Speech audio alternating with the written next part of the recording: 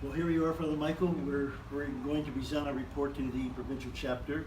Very happy to be able to do it with you, and I'm sure you're looking forward to it as well. Oh, I'm extremely excited because of the positive things that are happening now.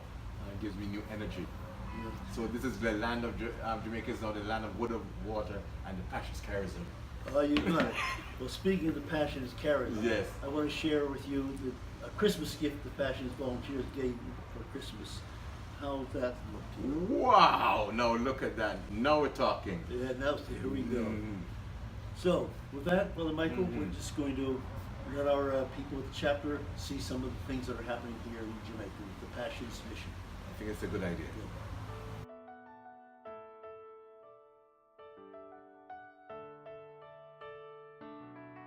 First of all, the Passionists look for areas where there's a need. And when there's a need, either spiritual or material, we see where we can develop and work on that. And so we've found places, especially here in Mandeville, where there's a need. The spiritual need, and my own personal mission for retreats, as I started retreats here, that has now continued, even though the retreat house was closed. Because just recently I gave a retreat to our Franciscan missionary sisters in Kingston, the Blue Sisters, and I've recently given a retreat to the deacons in Kingston. So that my mission of retreats also continued. So the Passionist mission is alive and well here in Mandeville. The Passionist impact on people's lives has been tremendous. And so I hope to continue that tradition with all the energy that I have. So notwithstanding the numbers, I still think we have a very, very important role to play in the life of the church here in Jamaica. Although while I'm from this culture and I recognize that there's a ministry all around. Right now we have men, three men who are working very well in our mission, very happy in our missions. And so that I think that a very good witness to younger people who desire a vocation to the Passionist mission, who would like to see men who are happy in their mission and truly producing what they are called to do. And then we have partners from our Indian province, and that has enhanced our mission presence here in the Diocese of Mandeville. And so I see our collaboration with the Indian mission is very important for the way forward. And our help from overseas, from Scranton, Pennsylvania, as that very, very important. So the numbers doesn't matter. I think the impact of our mission is still growing because of the energy that our partnerships and us who are still here are doing at the moment. I mean, with our the Passionist volunteers, that is a very significant part of our partnership. They have now become a fixture in the diet of the local people. Going forward, these partnerships are proving very, very important, very beneficial to the mission here in Jamaica, and I rejoice in that. I have open arms to my brothers in St. Paul the Cross Brothers, and please, whenever you feel so moved, just give me a call and then make room for you. Anyone, whatever time you can offer or are interested in, I'm willing to accommodate you. Yeah, the love of my life is the basic school. You know what? It's the kids that lift you up. The young, many come, they're very poor. Many of them are, not all are poor, but many are very poor. But they just have that spirit. It doesn't take much. And church for them, church is fantastic. They only come, many don't have other churches, so once a month we have the basic school, and we have a mass. But by the end of the mass, everybody's uplifted. And I said, those kids are like a spark for me. But many of these guys, like Laurel and Damien and Horace, and many of them will say, I was the only father they had. Jesus died on the cross. We're Passionists, and you see that every day. And I want to stay here till I get planted right behind me, my dear, right behind me with Bertram and the others, and Martin and Richard and some of the others that are here. When I first came here in 1959, it was actually that was one of the first places where I began to go. In those days, it was called the Lord Me Done House. When the people say Lord Me Done, when they were going to the infirmary, it meant they had nobody to take care of them, and that was the last resort. When they died, and they would bury them over the hill, which was actually a dump. We, since then, have been starting to go down there and try to conduct some little funeral and prayers and so forth. Father Michael is doing it even now. A number of them, I would say about, since I came back, about 12 or 15 have been baptized Catholic, and some of them are bedridden still. They still can't come to church, but every Sunday we get, with the help of volunteers, every Sunday they get to Mass, and then every second Saturday we have a prayer session with them, provide biscuits and little treats that we can give them.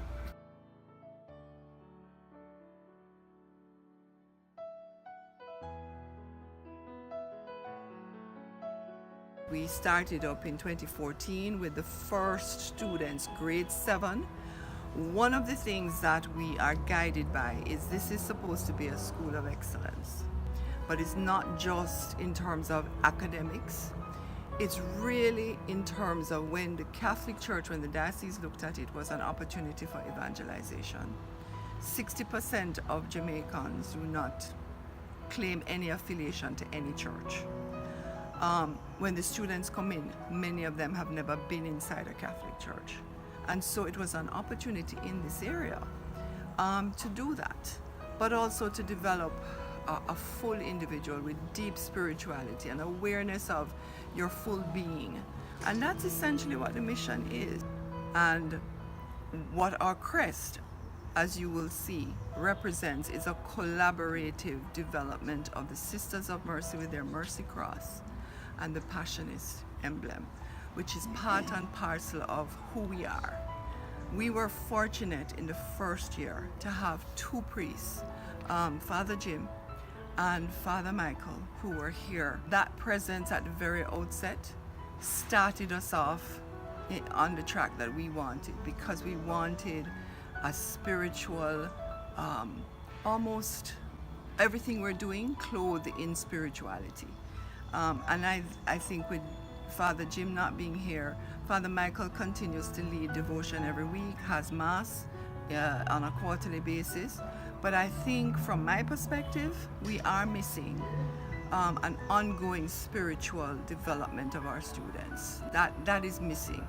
And so how I vision a collaboration with the Passionist community is that presence, whether it is an ongoing presence, that would be ideal for me, but if not, on an ongoing basis, to lead in retreats, to lead in the development, the awareness, the building of a spirituality that these children do not have. And so I feel the spiritual side of it is where the Passionist community could really impact the school. So it doesn't have to be a continuous, if that's what's possible, but certainly a timely visit over the course of an academic year, or even during the summer to prepare for the academic year.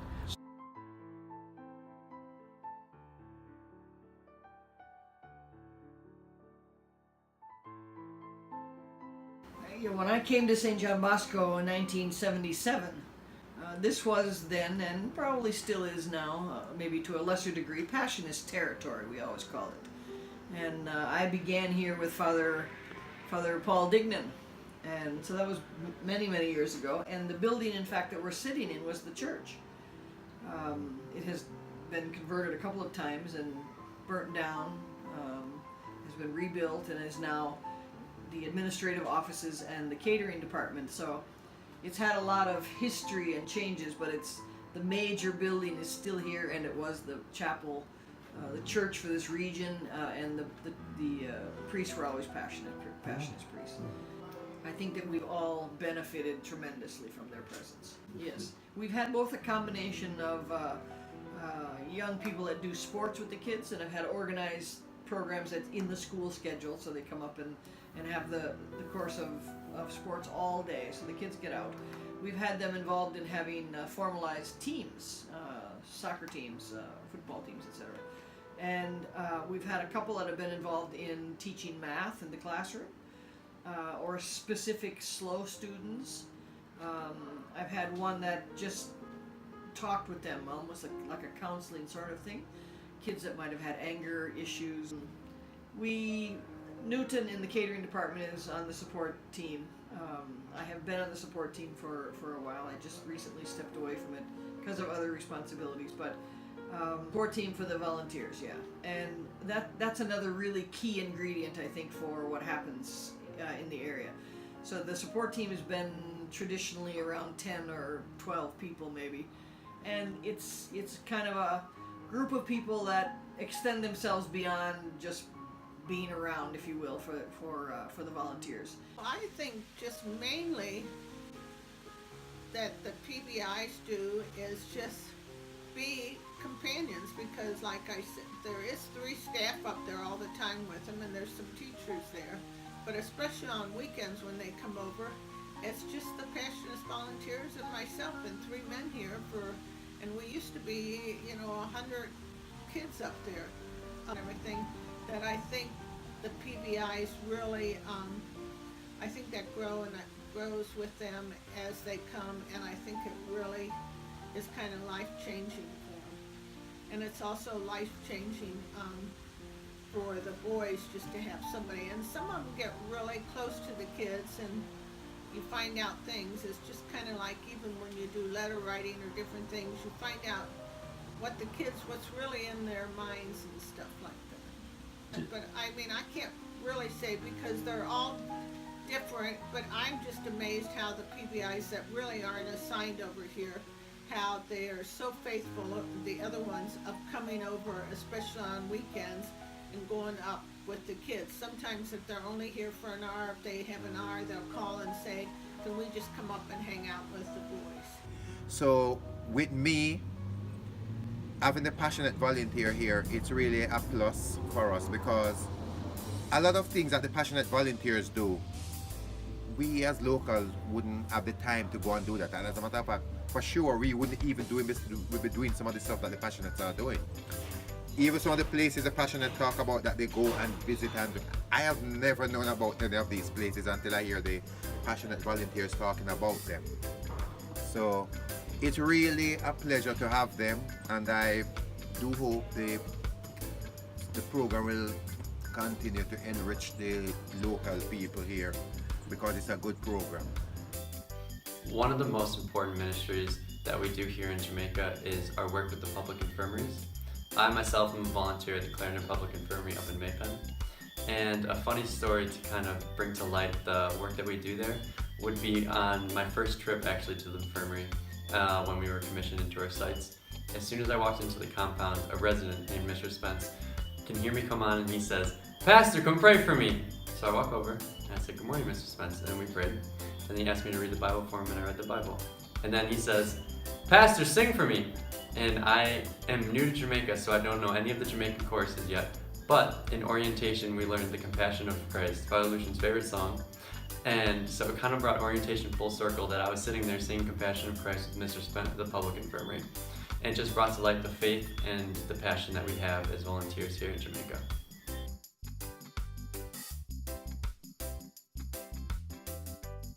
We've been worshiping here, and the membership has grown. The people are really into worshiping, and we are gradually learning about the Catholic Church, because we weren't originally Catholics. So most of us still have that lively kind of spirit, and it comes out in our worship. We love to sing, we love music. Yes, they have helped with us learning more about the church, doing the novena, when we don't have a priest, they stand in and they do so well. You know, like we have in our regular service. We really miss the priest because of the Eucharistic part of the service, but other than that, they do very, very well. Pastor now, and he has picked up where Max left off, and he's doing well so far. And before Max, you had We had Dan, and we Dan, had Ross. Dan and Yes, Ross. yes. And The all of them, PBIs. they have Okay. really contributed to our growth.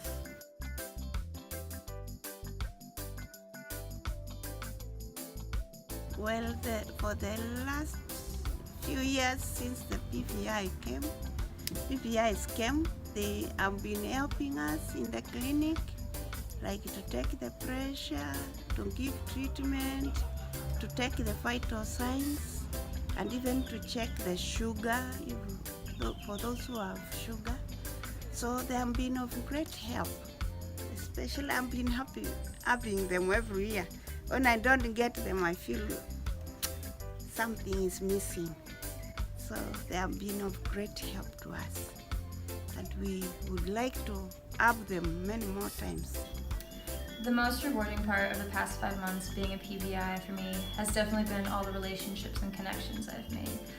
I look forward to going to all my sites. I look forward to seeing these people because they make Jamaica feel like a second home.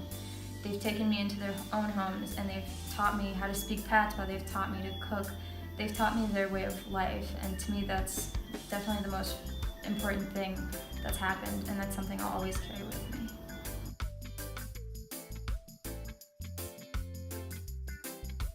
Actually, we are in the care of the most vulnerable individuals. Well, we presently have 20 residents in our care, and they are physically or mentally challenged. To be specific, some of them are challenged by autism, hydrocephalus, microcephaly, cerebral palsy, seizure disorder, and autism. We also have one resident with rickets and 2 with muscular dystrophy, but across the board, they all are challenged by cerebral palsy. Well, the Passionist volunteers, since we've been here since 2013, we have been getting at least 1 volunteer per year, and each of them has made significant contributions to the development of the residents to assist us in this mission.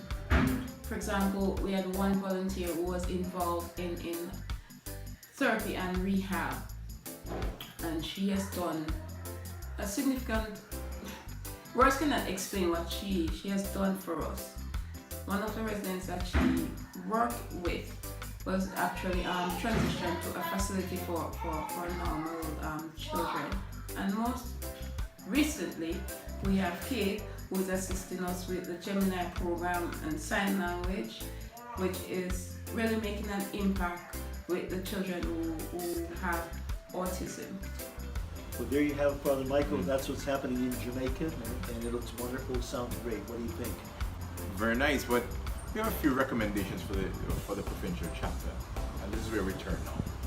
Okay. We would like to recommend the continued support in maintaining commitment to the St. Elizabeth Basic School in Kingston. And why is that? Because many of the young people in that area are very poor and deprived. It's a challenging neighborhood. And so they always can point to that school and say, that's where I began my education. And so I think it's important that we continue supporting such a venture. Amen. Father Yeah. Michael. Mm-hmm. Number 2, they endorse the moving forward with a positive, constructive use of Mount Calvary Retreat Center to making a gift of the building to the Mandeville Diocese for educational use in the continued development of Mount St. Jude's Catholic High School. That too is very important because right now the school is short of space, and that the retreat center is becoming now something of another classroom, additional classroom or classrooms for the people, for the students there, and that's a very worthwhile venture that should be supported. We recommend the continued mission in the Diocese of Mandeville of Passionist Volunteers International through a strategic plan by provincial leadership for a stable continuance of its presence and mission service with the Jamaica Passionist Mission. And I think we saw from some of the interviews that Passionist volunteers are really making a very fine contribution to the life of the mission here of the Passionist. And I think we have to look forward to strategically planning how that can continue. I have a fourth one. Okay. We recommend to foster both a quality community life that will also attract vocations. The Jamaica Passionist Mission continue to form strong fraternal bonds with the other Passionist communities in the Caribbean, including the Passionists from the Indian Vice Province, as well as with those in other Passionist configurations. This is happening as we speak because the Indian Vice Province, the members are now here, and we have been coming together periodically and discussing our Passionist life. And they're looking for the examples from me because I'm the local boy. They're looking for examples from me that we can how we can foster fraternal relationships that will produce a life that will be attractive to young people, seeing men happily engaging in ministry around surrounding the Passionist charism. Michael, I think this is maybe the most exciting piece that we want to recommend because the whole piece now in the Caribbean with the addition of Haiti and Puerto Rico, it's exciting. I have one final recommendation. Very simply, recommend continued strengthening of partnerships with institutions whose mission is in consort with the Passionist charism, which we've seen some of those operating here in Jamaica, and really need to strengthen those as well. Yes. And I agree totally because I think that's a watchword as we move forward. Partnerships. And I think that's a very sound footing on which you can move forward. Michael, thank you very much. You too, Father. Best wishes for and prayers for the success of the chapter. Yes. Thank you so much.